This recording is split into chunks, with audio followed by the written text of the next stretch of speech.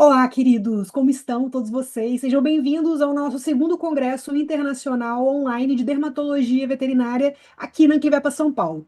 Meu nome é Luísa Quintela, eu sou médica veterinária, estou finalizando a minha especialização aqui na Clivepa, São Paulo também, em dermatologia, e eu vim conversar um pouquinho com vocês sobre como que é o meu ponto de vista em relação à minha conduta clínica, quanto hoje como uma veterinária especializada em dermatologia. Então, a nossa palestra vai ser sobre da insegurança clínica à previsibilidade terapêutica, o que que a especialização mudou na minha forma de conduzir casos, tá? Então, eu quero fazer um panorama para vocês, como que o atendimento mais aprofundado na especialidade, mais sistematizado, né, fez com que eu sentisse mais segurança em relação aos casos que eu tava guiando, tá? Porque antes da especialização, a minha sensação era que eu atendia um caso dermatológico com várias vozes na minha cabeça. Só que parece que agora que eu finalizei a especialização, a sensação que eu tenho quando eu estou atendendo um caso dermatológico é que as vozes elas meio que silenciaram. Parece que só tem uma voz guia na minha cabeça. E por incrível que pareça, parece que essa voz guia é o Marconi falando, tá? Então eu vou contar para vocês um pouco da minha experiência e como isso mudou a minha forma de conduzir casos, tá? E aí, as pessoas, elas sempre, quando eu falo que eu fiz dermatologia, as pessoas sempre me perguntam e me questionam se foi uma especialidade que eu sempre desejei. E as pessoas que me conheciam logo quando eu me formei, eu sou formada há quase 11 anos, deve fazer 11 anos esse ano. Quando eu me formei, as pessoas me perguntam, na verdade, se quando eu me formei eu sempre quis dermatologia. E, na verdade, quando me perguntavam sobre dermatologia quando eu me formei, eu falava que seria a última especialização que eu faria. Porque a gente nunca consegue querer aquilo que a gente não entende bem. E eu não entendia muito bem dermatologia. Eu lembro que eu recebia, às vezes, promotores de venda na clínica que eu trabalhava, e eles falavam sobre shampoo repositor de barreira, e eu ficava sem entender em qual momento eu utilizava aquilo. Então, eu sempre falei que dermatologia não seria a minha área. Mas a vida acabou me levando para dermatologia porque acaba sendo a maior quantidade de casos que a gente atende na clínica. E eu também trabalhei na área comercial, eu era representante da Ibasa, e a Ibasa tem muitos produtos, muitos shampoos para condições dermatológicas, né? Tanto para terapias, mesmo quanto para manutenção do paciente atópico. Então, isso fez com que eu fizesse vários cursos, né? Que a empresa me bancava para poder fazer, então eu tive que aprender na marra sobre, porque eu precisava vender aqueles produtos. Então, meu primeiro contato com a dermatologia foi esse. Então, eu nunca desejei a dermatologia, nunca foi um sonho para mim, no meu caso. E mais para frente eu vou contar para vocês o porquê que eu escolhi a dermatologia. E aí, o que que eu pensava para não querer trabalhar com dermatologia? Primeira coisa de tudo, e eu sei que todo mundo que está aqui, eu sei que tem gente que está aqui que é estudante de veterinária que está nos últimos períodos, eu sei que tem gente que está aqui que é recém-formado, eu sei que tem gente que está aqui que é clínico geral, e eu sei que tem gente que está aqui que já atua com dermatologia e está querendo dar uma atualizada. Então, que todos nós temos em comum? A gente tem que lidar, quando a gente trabalha com dermatologia, com a frustração do tutor. Se você é clínico ou se você é recém-formado e não sabe muito bem lidar com a dermatologia, você vai lidar com a frustração do tutor que não vai ter a melhora, né? A gente vai ter dificuldade de chegar nesse diagnóstico. Se você já trabalhar com dermatologia, no caso eu que agora tenho 2 anos que eu só atuo com dermatologia, eu lido com a frustração do tutor que chega para mim já depois de ter tentado tudo com clínico geral. Então a gente tem que lidar com isso. E nem todo veterinário está disposto, porque realmente, de fato, é um saco, né? A insegurança do resultado, quando você não sabe com o que você está lidando, quando você não sabe diagnosticar. O manejo crônico, né? A gente, posso falar assim, na minha, eu atendo público classe média alta, classe alta. Então, a maioria dos casos que eu atendo são casos muito voltados a alergopatias, né? Dermatite atópica é o que eu mais atendo. Então, é um manejo crônico. Aquele paciente ele vai ter que ser acompanhado por mim o resto da vida, porque vai ter momentos que ele vai estar em crise, vai ter momentos que ele vai estar bem. Então, esse manejo crônico, muitas vezes a gente tem dificuldade de fazer o tutor entender que ele precisa do veterinário e que a doença ela não tem cura, mas que ela tem controle, né? E aí que entra você conseguir regular as expectativas do tutor, porque o tutor ele espera que durante a primeira consulta você já resolva todo o problema dele. E na verdade isso não vai acontecer. Muitas vezes você vai ter que readequar o tratamento, né? Vai ter no final dessa palestra aqui, eu vou falar sobre alguns casos clínicos que eu atendi e como eu tive que readequar, que eu também não acertei. né, o tratamento, mas depois a gente readequa e acerta. Então, ter que lidar com a expectativa também é muito importante. Saber diferenciar as dermatopatias é algo que o clínico ele tem bastante dificuldade. Se é uma dermatopatia infecciosa, se é alérgica, se é imunomediada, se é endócrina, enfim. Existem várias dermatopatias e cada uma vai demonstrando de uma forma, e muitas delas têm formas em comum de se apresentar, e faz com que a gente confunda muito, né? Então, a gente tem que fazer essa triagem. E também o pensamento multidisciplinar, porque a pele ela é o reflexo de vários sistemas. Então, se o fígado não vai bem, pode refletir na pele. Se o intestino não vai bem, vai refletir na pele. Enfim, várias coisas, desde o comportamento até o trato gastrointestinal, tudo vai acabar refletindo na pele em algum nível. Então, ter me especializado em dermatologia fez eu abrir um pouco a minha janela em relação a isso. E aí, por que que a gente tem essa sensação, esse monte de tristeza que eu falei aqui agora, né? Um monte de segurança? A gente tem muito porque foi um ensino insuficiente durante a graduação. Isso porque eu fiz faculdade há 10, 11 anos atrás, né? A minha faculdade foi uma faculdade muito boa. Hoje em dia está abrindo trocentas faculdades, nem todo o ensino que elas estão proporcionando são bons a esse ponto. E a minha faculdade, mesmo sendo boa, eu ainda senti que eu não saí com uma base de dermatologia muito interessante, né? O meu módulo na faculdade, o meu módulo de dermatologia, ela foi muito sutil. Focava muito em falar sobre as doenças, mas ela não ensinava o raciocínio. Eu sempre falo que a faculdade é meio como se fosse uma autoescola.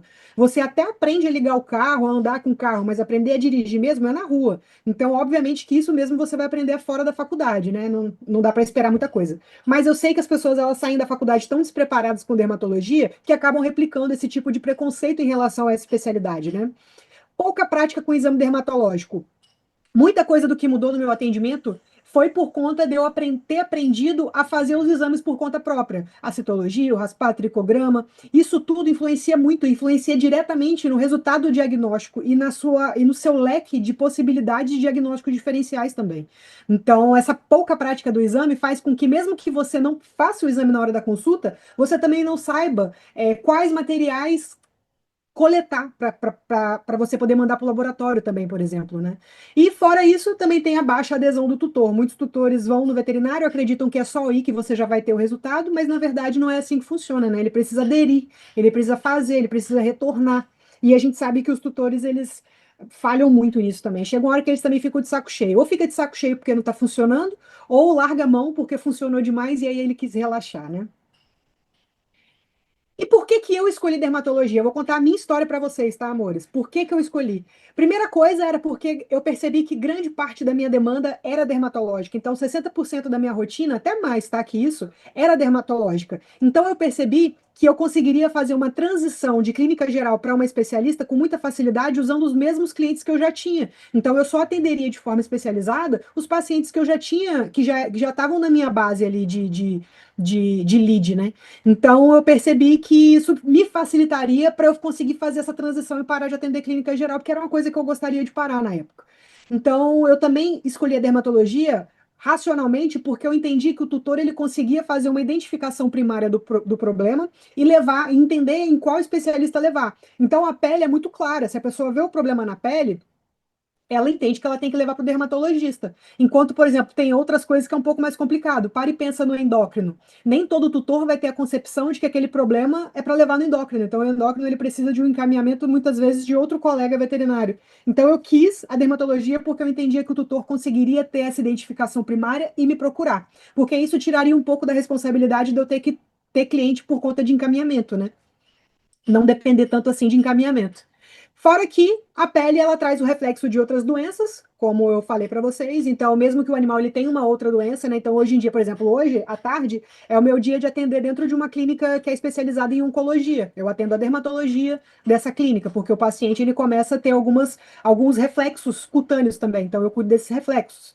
E a possibilidade de fazer exames e procedimentos, deixando a minha consulta mais rentável. Foi por isso, essa foi a minha escolha racional da dermatologia, né?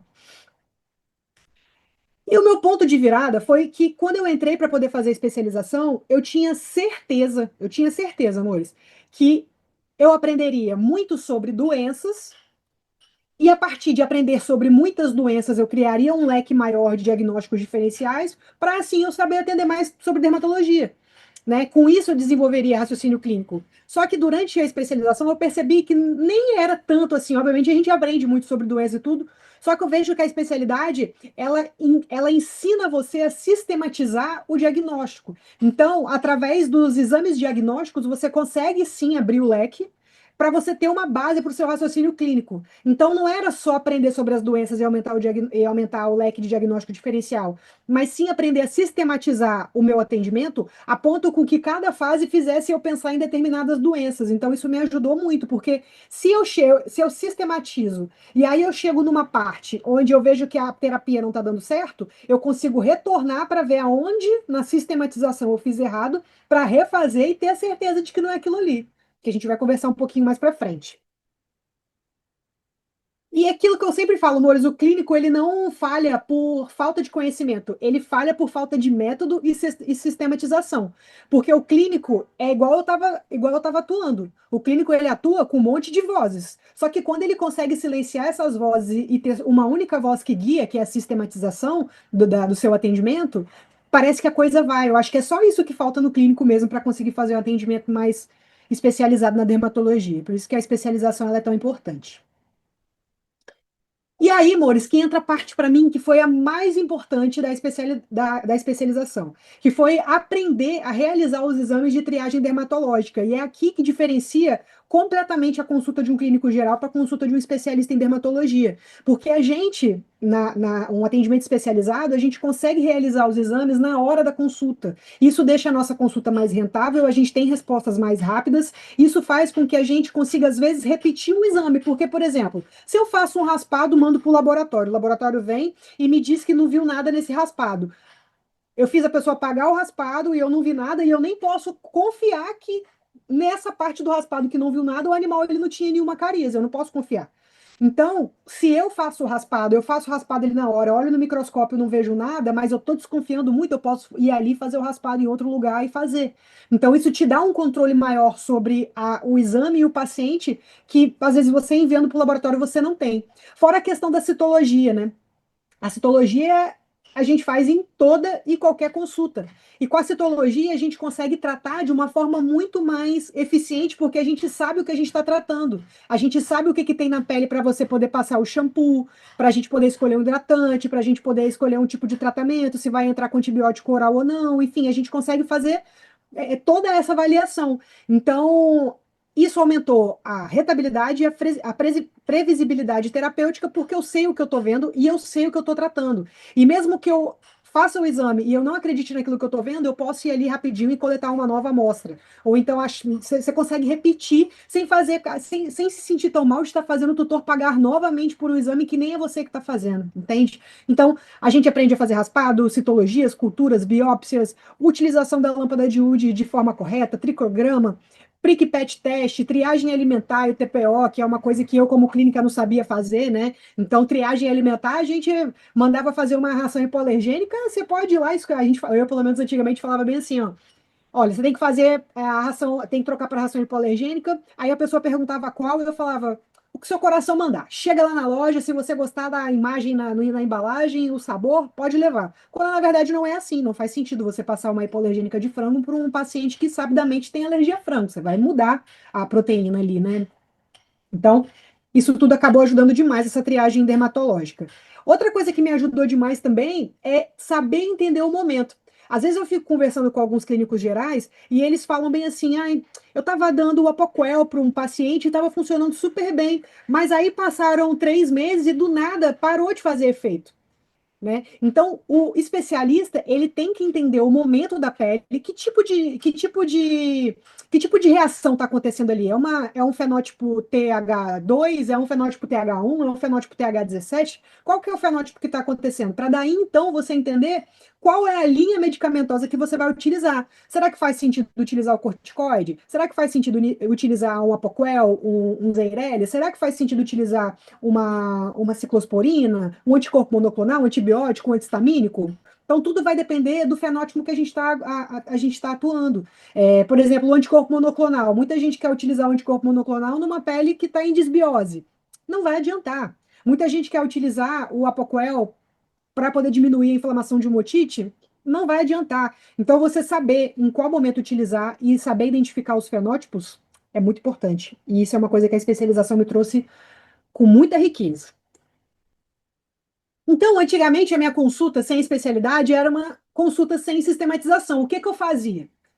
Recebia a queixa, fazia avaliação física, enviava os exames para o laboratório, dava orientação, aguardava o resultado dos exames do laboratório e muitas vezes a resposta terapêutica vinha falha. E aí eu não sabia lidar com essa falha terapêutica, porque a falha terapêutica ela pode acontecer mesmo com você sendo especializado. Acontece comigo também, né? No caso que eu vou contar hoje aqui no final, vocês vão perceber que falhou comigo, mas eu soube reverter.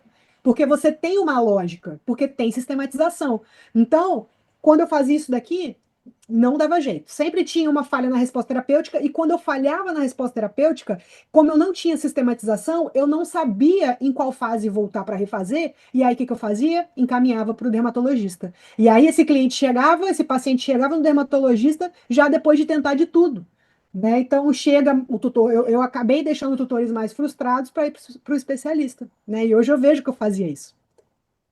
E hoje, com a sistematização diagnóstica, por conta da triagem dermatológica que a gente faz dentro da consulta, a gente consegue captar um melhor histórico, a evolução já de uma forma mais assertiva. Os exames no momento do atendimento já trazem respostas que fazem com que a gente consiga passar orientações muito mais inteligentes e assertivas também, assim como as medicações, melhorando a resposta terapêutica. É mais ou menos assim que acontece. E se a resposta terapêutica falhar, a gente sabe em qual momento voltar. Qual exame que a gente tem que refazer que a gente não fez que fazia sentido? Qual exame que a gente tem que refazer que às vezes a gente fez, mas a gente não está confiando tanto porque a resposta terapêutica não fez sentido? Então, até mesmo a resposta terapêutica, ela serve como um meio diagnóstico, né? Então, se não respondeu a determinada coisa, não responder, às vezes também é uma resposta para a gente também, para a gente saber em qual momento da sistematização diagnóstica a gente vai retornar.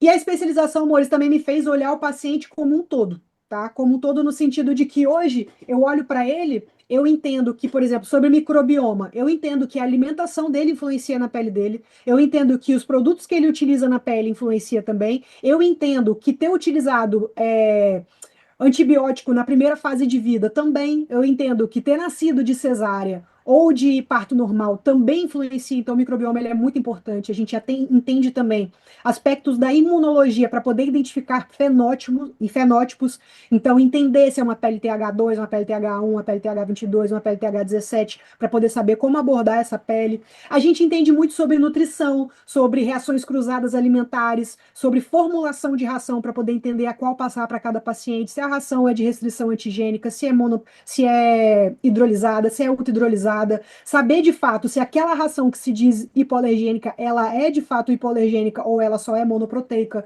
Então, o seu conhecimento de nutrição, ele vai acabar abrangendo mais coisas que você não estava imaginando.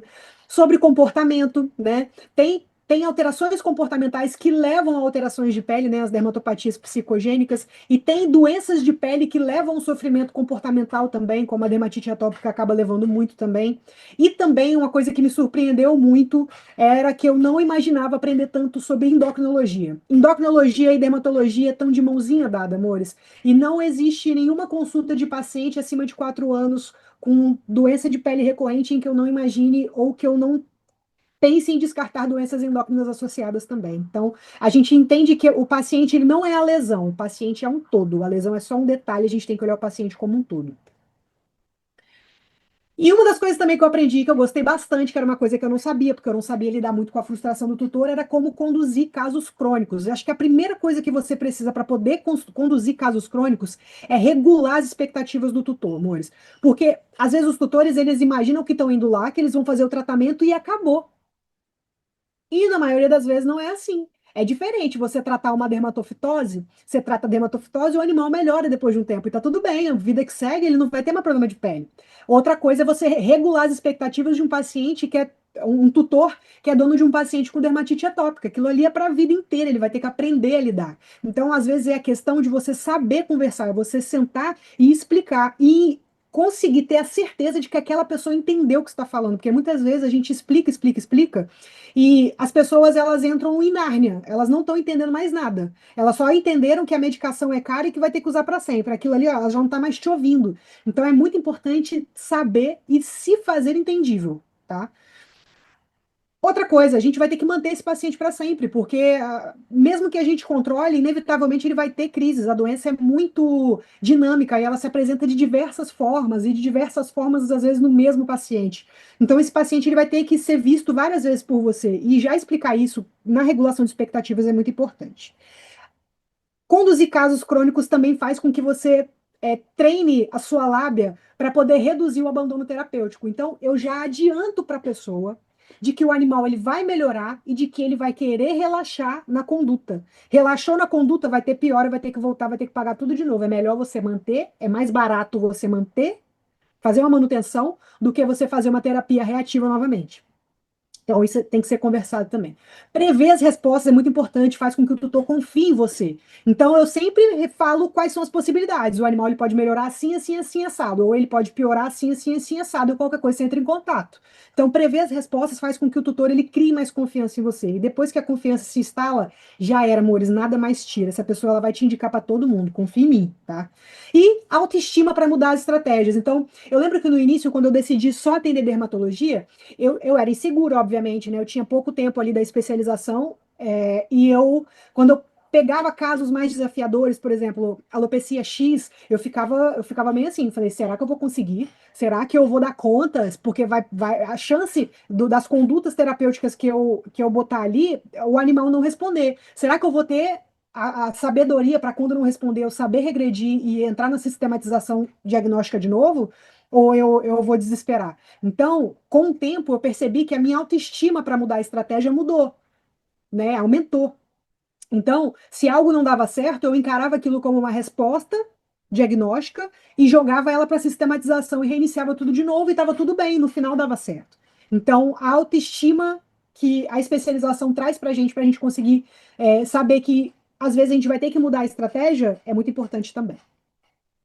Então, como clínica geral, eu percebia que eu fazia várias tentativas empíricas sem saber o que eu estava tentando, então eu tentava de tudo.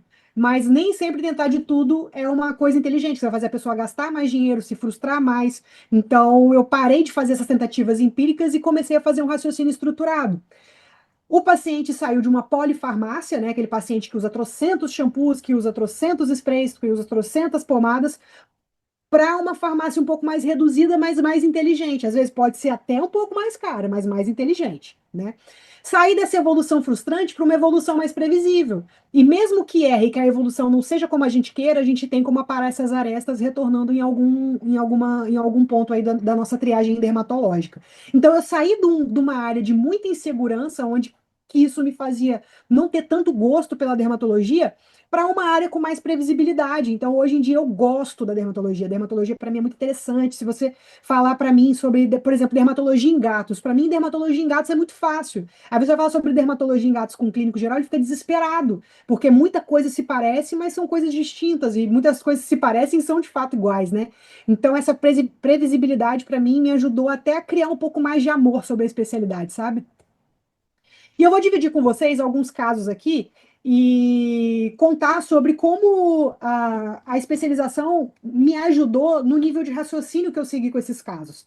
Esse caso aqui da Carminha foi um caso bem difícil na época. Eu atendi ele no segundo semestre do ano passado. Essa gatinha veio para mim depois de já ter passado por alguns colegas. O caso dela acontece muito. Chega no clínico geral, o clínico geral tem uma tendência a pegar todo gato que coça e falar que é estresse e tratar com fluoxetina. Geralmente isso acontece muito, tá? Então, quando a Carminha chegou para mim, o tutor chegou com muita vontade de resolver o caso e ele estava disposto a tudo. Então, beleza, sentei com ele, fiz os exames, como já era um gatinho que já veio de vários tratamentos não responsivos, acaba sendo um grande desafio. Fiz citologia, fiz raspado, fiz citologia otológica, fiz parasitológico de cerume, eu fiz tudo nessa gata. E ela não tinha nada, ela tinha um pouco de cocos nessa lesão, na citologia. Então, geralmente, essas lesões cérvico-faciais já contaminadas de gato, se você só entrar com corticoide, ela não regride, você tem que entrar com antibiótico junto.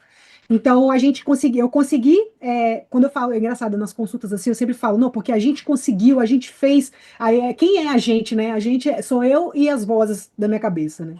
Então, a gente entrou com um tratamento para essa infecção secundária dessa lesão. E aí eu pedi também, porque uma das dúvidas desse tutor é se ela tinha alguma dor cervical. Então a gente fez exame de imagem para poder descartar alguma hérnia, alguma coisa que tivesse ali naquela cervical que justificasse ela estar tão incomodada. E de fato no exame de imagem não tinha nada. Tá? Não tinha nada. E aí a gente foi realmente, fez exame de sangue, a gente fez todo o check-up e não tinha nada também. E aí a gente entrou com tratamento para essa paciente como se ela fosse uma paciente com síndrome atópica cutânea felina. Então, como que a gente fez? Porque ela já tinha. Por que que eu não fiz a triagem alimentar nela de cara para poder diagnosticar talvez uma alergia alimentar? Porque ela já tinha feito isso. E ela não tinha respondido tão bem assim a uma dieta estrita à ração hipoalergênica com base de soja hidrolisada. Então, eu entendia que, beleza, já tinha feito esse teste, então eu já quis adiantar para um diagnóstico terapêutico da síndrome atópica cutânea felina. Então, a gente entrou com um tratamento para infecção secundária dessa gatinha, a gente entrou com corticoide junto com ciclosporina durante 21 dias, e aí depois a gente seguiu só com a ciclosporina. Depois de uns 45 dias, a gatinha já estava 100%, o tutor morreu de felicidade, nem ele acreditou que a gata ia ficar tão bem assim.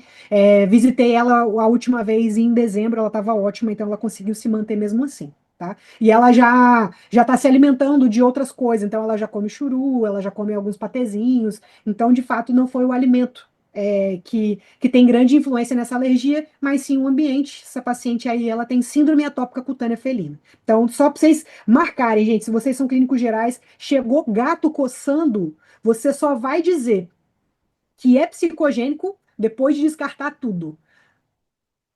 Problema psicogênico que causa prurido psicogênico é diagnóstico de exclusão. Você só vai dizer que é depois que você excluir todas as outras possibilidades. Esse caso aqui, eu sempre treinei muito na base quando eu atendia foliculite furunculose dos bulls. Os Americans, Pitbulls, todos os Bulls, Bulldog também, Bulldog francês também faz, eles fazem muita foliculite, é uma foliculite furunculose de repetição, com uma causa base. E é muito difícil da gente conseguir reverter isso aqui. Gente, isso aqui é muito difícil mesmo, tá? Porque já teve casos, e aí também eu não sei se é difícil se o tutor também não fez o que eu pedi, porque os que fizeram o que eu pedi deu certo, como no caso da Kira. Então eu acredito que os que eu não consegui de fato foi, talvez, tenha culpa do tutor também nisso, né? Então, qual é a dificuldade aqui? Paciente pesado, ou seja, o tratamento vai ficar caro, então já é uma expectativa que você tem que regular. Essa cadelinha aqui, ela tem 1 ano e meio, começou com essas lesões, tinha mais ou menos uns 6 meses, eram lesões que já avançavam para furunculose mesmo, que na imagem não dá para ver, mas ela tinha várias bolinhas que quando você apertava, saía pus mesmo, já estava uma infecção mais profunda. Nela, no caso, a gente teve que entrar com antibiótico quando as infecções mais profundas. A gente entrou com tratamento tópico, inicialmente, entrei com shampoo e alterei a ração, tá? E aí a gente tentou manter com tratamento tópico, entrei com antibiótico, nesse primeiro momento eu entrei com uma terapia reativa com corticoide, então foi tratamento tópico, corticoide e antibiótico nesse primeiro momento, e a troca da ração para uma ração hipoalergênica de hidrolisado de soja. E eu queria saber em quanto tempo essa cadelinha conseguiria se manter bem depois do tratamento. Ela ficou bem depois de um mês, pele ficou boa, ficou ok, só que logo depois regrediu, então logo depois já teve uma recaída. Então a recaída foi muito rápida e recaiu mesmo com a alimentação. Então, isso mostra pra gente que se não houve uma melhora de mais de 60% com a troca da alimentação, que o alimento ele pode ter até influência em algum nível, mas ele não tem uma influência mandatória na alergia. E aí que o ambiente também influenciava. Então a gente entendeu que esse paciente ele precisaria de uma medicação, um inibidor de JAK. Então, nesse momento, eu conversei com a professora Júlia, né? Que é uma das coordenadoras lá da Amplivepa São Paulo. Conversei com ela e ela falou a respeito da experiência que ela tinha com a foliculite furunculose dos bulls com o uso de Apoquel, com a clacitinib. E eu usei nela e deu super certo. Essa cadelinha, ela já está estabilizada, já tem 8 meses. Tem 8 meses que ela não tem nenhuma crise de foliculite furunculose. Então a gente conseguiu estabilizar ela. E a tutora, depois que ela fez, eu lembro que eu tinha uma amostra de Apoquel no consultório e eu dei para ela, porque ela não estava querendo comprar Apoquel, porque ela não estava confiando, porque ela já estava frustrada que não tinha resolvido, ela não queria gastar caro numa medicação e também não resolver. E aí eu dei uma caixinha para ela. Na verdade, eu dei duas, que era o tempo dela fazer o tratamento durante pelo menos 30, 45 dias. E aí eu dei para ela a caixinha, ela utilizou e ela teve tanto resultado, ela ficou tão feliz que desde então ela nunca mais parou de comprar o Apoquel e dar o Apoquel. Então a gente fica fazendo o acompanhamento desse paciente a cada 6 meses aí com check-up. Ficou ótima. E a tutora adorou e não se importa de pagar a medicação desde então, porque ela viu que deu resultado. E esse caso aqui é o caso do fiapo. O fiapo, eu quis trazer o caso dele porque, diferente do caso muito comum que os clínicos gerais eles atendem gatos com problemas de pele e eles encaram isso como psicogênico, nesse caso aqui, fizeram uma pesquisa. Eu acredito que a veterinária que estava atendendo estava pensando muito na possibilidade de ser dermatofitose. Passou lâmpada, não corou, mas fez cultura e cresceu malacésia. Muito provavelmente foi só um contaminante. E ela estava tratando há 6 meses com itraconazol, sem necessidade. Então, a gente, já vindo com esse histórico, já com o tratamento que tinha sido feito, o que que eu fiz? Fiz toda a triagem. Tratamos para ectoparasitas, morava com outros 2 gatos, a gente fez remédio de ectoparasita para todos os gatos, a gente trocou a alimentação de todos os gatos para hidrolisado de soja também, e no caso, entrei com corticoide e ciclosporina também. Isso, obviamente, antes a gente fez exame de sangue também, fizemos um check-upzinho, o gatinho estava super bem, porque, né, já estava tomando traconazol, já tinha 6 meses. Então, entramos com prednisolona, 21 dias, junto com a ciclosporina, que se perdurou depois sozinha, e aí o fiapo, depois de 2 meses de tratamento, já não era mais um fiapo. Aqui ele já estava bem, era do cabeludo, né? Então, aqui nesse caso, não pensaram em alopecia psicogênica, mas teve um diagnóstico errôneo, né? Que fez o paciente ficar tomando traconazol aí, ó, um tempão e não estava tratando o que de fato era. Que no caso aí é um gatinho com síndrome atópica cutânea felina também.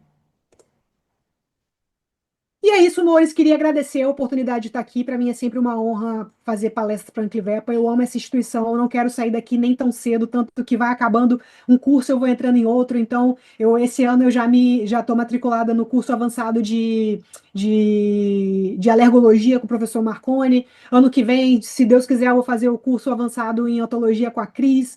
Então, é um lugar onde, quando você entra, você não sente a menor vontade de sair. E é isso que eu sinto aqui da Anclivepa. Sou muito feliz aqui e aprendi muito aqui, sou muito grata.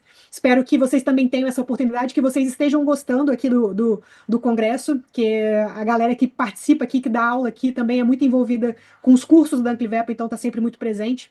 E muito obrigada pela oportunidade, espero que vocês tenham gostado. Fico à disposição para qualquer dúvida.